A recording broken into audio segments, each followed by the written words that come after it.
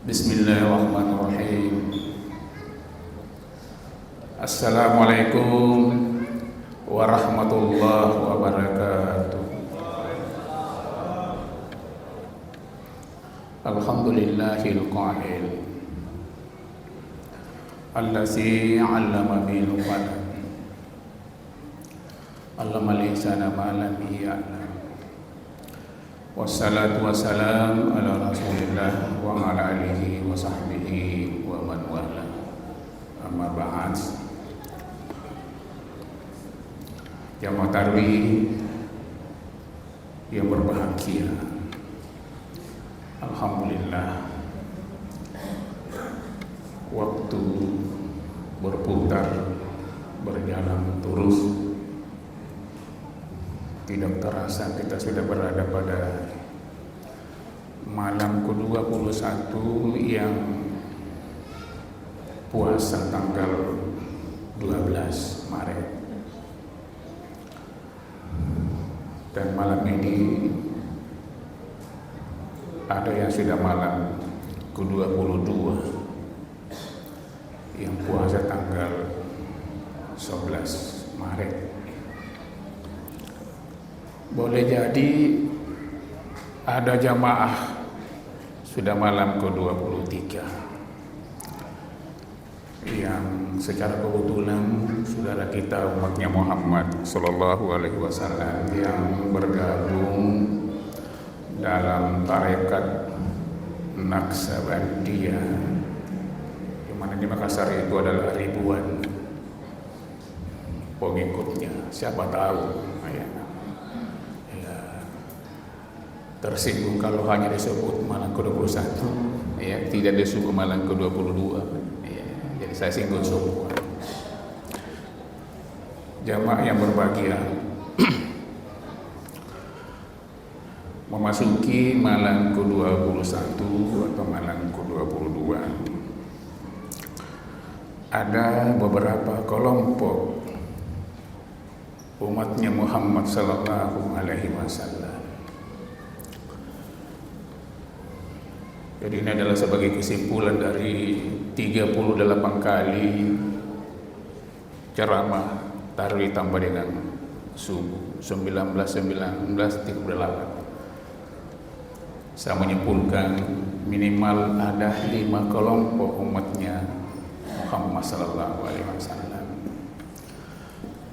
Kelompok yang pertama jamaah tarawih yang berbahagia adalah kelompok yang masih sibuk menyelesaikan tadarrus Al-Quran.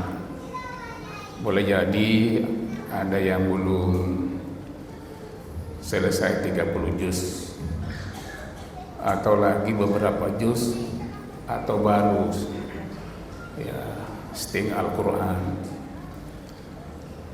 Bahkan boleh jadi baru beberapa juz. Terutama adalah ibu-ibu. Ibu-ibu itu banyak halangannya untuk konsentrasi membaca Al-Quran. Yang pertama adalah baru jam 2 siang sudah sibuk mengurusi untuk buka puasa. Jam 2, jam 3 dini hari lagi-lagi ibu sudah sibuk menyiapkan adalah untuk sahur. Tapi yakinlah Bu bahwa apa yang kita siapkan baik untuk buka puasa maupun sahur juga tidak tertandingi pahalanya, insyaallah. Jamaah yang berbahagia, sebenarnya kubur berteriak-teriak setiap hari. Wahai yang sibuk, yang melupakan baca Al-Quran, ana baitul wahdah, saya ini adalah rumahmu kesendirian. Tidak ada yang mendampingi saya kecuali sendiri. Istri tidak mendampingi suami, suami tidak mendampingi, adalah istri dan yang lain. dan yang bisa menemani saya adalah pahala bacaan Al-Quran, pahala mendengarkan bacaan Al-Quran. Boleh jadi yang berbahagia kita tidak mahir, bahkan tidak tahu membaca Al-Quran, tetapi sering kita mendengarkan bacaan Al-Quran. Bahkan boleh jadi yang berbahagia adalah kita tidak sempat mendengarkan, tapi justru yang dibaca oleh qari, yang dibaca oleh kelompok-kelompok tadarus, tapi justru saya mengamalkan apa yang dibaca. Saya memang tidak mahir membaca, tapi apa yang dibaca adalah saya amalkan. Dan boleh jadi kau sudah tamatkan Al-Quran, tapi justru bertentangan dengan apa yang kau baca.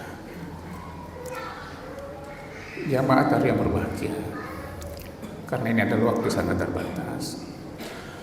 Kelompok yang kedua, alhamdulillah, kelompok i'tikaf. Di sini alhamdulillah diorganisir.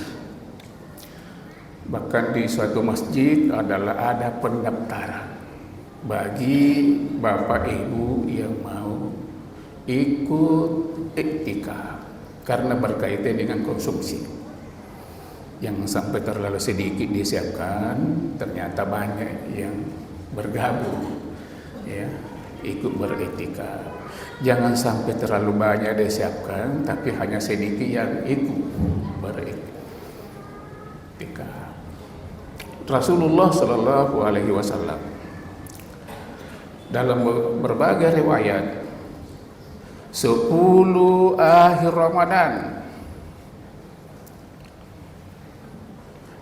dia mengencangkan ikat pinggannya, bahkan dia jauh dari istrinya untuk tidak melakukan sebagaimana suami istri, karena dia tahu bahwa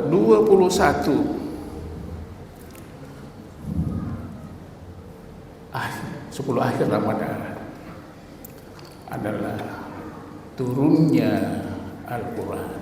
Syahrul Ramadan unzila fihil Quran hudan linnas wa bayyinatin minal huda wal furqan. Mereka tahu bahwa 10 akhir Ramadan, terutama adalah pada malam-malam ganjil, adalah ada nilai yang sangat tinggi. Satu malam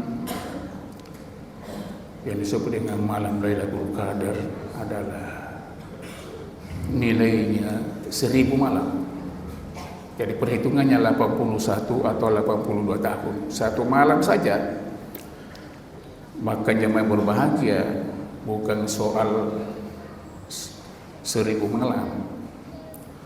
Allah memerintahkan kepada seluruh malaikat yang ada di langit untuk turun membawa, memberikan keberkahan bagi umat Islam, terutama bagi orang yang melakukan iktikaf di dalam masjid. Oleh karena itu, jamaah yang berbahagia, cuma kalau sekiranya Allah itu pakai sekiranya, mohon maaf, sekiranya Allah itu adalah manusia, maka dia susah menentukan yang mana itu malam ganjil. Apakah yang puasa tanggal 21 atau malam tanggal 22? Yang puasa tanggal 11 adalah malam ini adalah malam ke-6, malam ke-22. Yang puasa tanggal 12 adalah malam ini adalah ganjil. Pertanyaannya, yang mana di sisi Allah yang dianggap ganjil? Oleh karena itu kita serahkan kepada Allah, bukan hanya malam-malam ganjil yang kita pahami adalah karena kita puasa tanggal 12. Ya, kalau bisa adalah malam-malam berikutnya. Boleh jadi jemaah berbahagia malam ini adalah Lailatul Qadar tidak turun, tapi boleh jadi adalah besok malam Lailatul Qadar turun. Jadi 10 akhir Ramadan ini seperti yang dilakukan Rasulullah, memang 10 hari. atau 10 akhir Ramadan kalau 30 puasa. Dan insya Allah yang puasa tanggal 12 hanya 9. Tanggal 10 April insya Allah kita akan lebaran bersama. Karena secara ilmiah oleh ahli astronomi atau ilmu falak, posisi bulan pada tanggal 9 sore menjelang maghrib sudah berada 6 derajat. Sudah 6 derajat, Pak. Insya Allah. Jadi puasa tanggal 11, 30, yang puasa tanggal 12 adalah 29, sebagaimana yang dilakukan Rasulullah Sallallahu Alaihi Wasallam.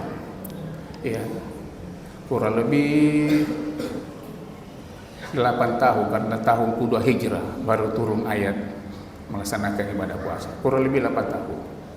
Ya, 6 kali adalah genap dan 2 kali adalah hanya 29. Itu kelompok yang kedua. Kelompok yang ketiga jamaah yang berbahagia adalah kelompok yang sibuk tawaf keliling di pasar tradisional, pasar mall, pasar modern. Sebenarnya dia sudah sangat suka yang mau dibeli, yang dilihat, ditanya harganya, tapi dia lagi keliling, tanya lagi di penjual yang di sana. Bahkan kalau bisa adalah pindah mall. Bahkan kadang-kadang waktu sholat asarnya dia puasa, tapi sholat asarnya adalah sudah hilang karena maghrib baru pulang. Dengan alasan adalah macet, tidak tahu juga adalah jam. Saya sering mengatakan dalam keadaan seperti itu silakan adalah dijamak. Yang tidak bisa dijamak adalah asar ke maghrib, maghrib ke asar. Ya, beda di tanah suci, Pak. Justru 10 akhir Ramadan itu tumpah umatnya Muhammad Sallallahu Alaihi Wasallam. 10 akhir Ramadan di Mekah, di Madinah, di Jeddah dan sekitarnya adalah panitia atau pengurus masjid adalah sibuk pasang tenda selain Masjid Haram dan Masjid Madinah. Pasang karpet karena tumpah manusia. Kalau kita di sini 10 akhir Ramadan yang tumpah adalah di pasar atau di mall. Kelompok yang berikutnya, yang keempat jamaah yang berbahagia adalah kelompok yang sibuk untuk mengeluarkan infak, sedekah dan zakatnya. Karena dia tahu, boleh jadi dia pernah membaca, mendengar bahwa salah satu panggilan kubur kepada kita, cuma kita tidak dengar. Sekiranya kita dengar panggilan kubur, saya kira kita berlarian. Ini adalah hadis Nabi yang diriwayatkan oleh At-Tirmidzi. Kubur sebenarnya adalah memanggil kita, memanggil kita. Wahai orang yang sibuk, yang belum sempat beramal saleh, terutama adalah untuk memberikan makanan, minuman, melepaskan kesusahan, penderitaan orang lain. Ya, kata kubur, ana baitut turab, saya ini rumahmu yang penuh dengan tanah. Di samping kita tanah. Kalau kita dikuburkan, sebelah kiri tanah, di atas tanah. Walaupun di atasnya adalah banyak tradisi, ada papan. Di kampung-kampung sekarang adalah lebih modern lagi karena boleh jadi ada susah untuk mendapatkan papan, maka diganti dengan tehel yang lebarnya 60 kali 60.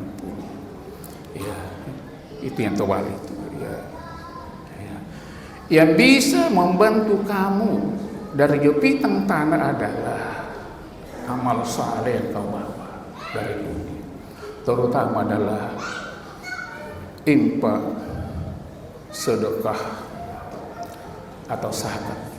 Luar biasa, Pak, sangat terbantu di alam. Bahkan jamaah yang berbahagia,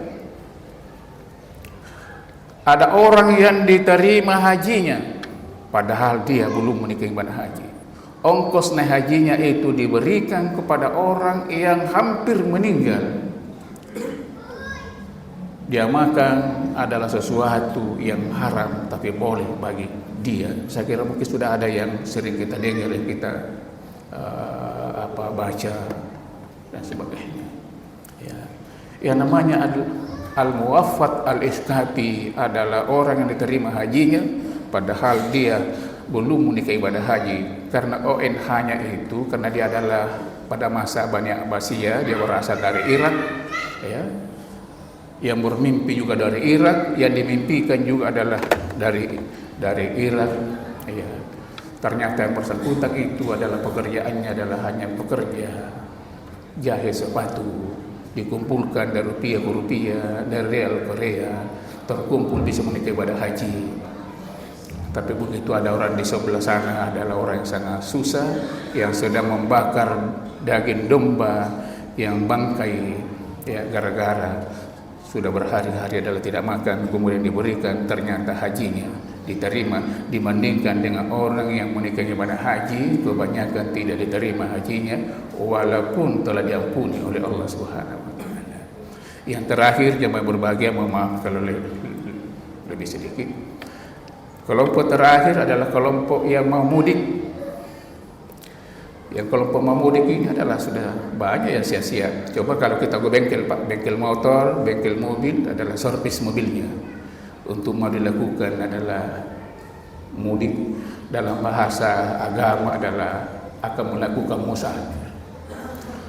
Bagi saudara-saudara kita tujuannya mudik adalah ingin dan rindu ketemu dengan keluarga besarnya di kampung, ingin bersilaturahim, ingin mengamalkan adalah hadis Nabi sallallahu alaihi wasallam, man ahabba ayyusatalahu bi rizqihi wa yusalahu bi asarihi falyasil rahimahu. Siapa yang ingin diluaskan rezekinya dan dipanjangkan umurnya, maka lakukanlah silaturahim.